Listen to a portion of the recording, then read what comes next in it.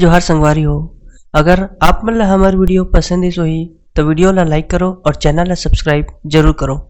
और हाँ, बेल आइकन ला जरूर दबाओ ताकि हमार नवा अवैया वीडियो आप मन ला सबले पहले मिले।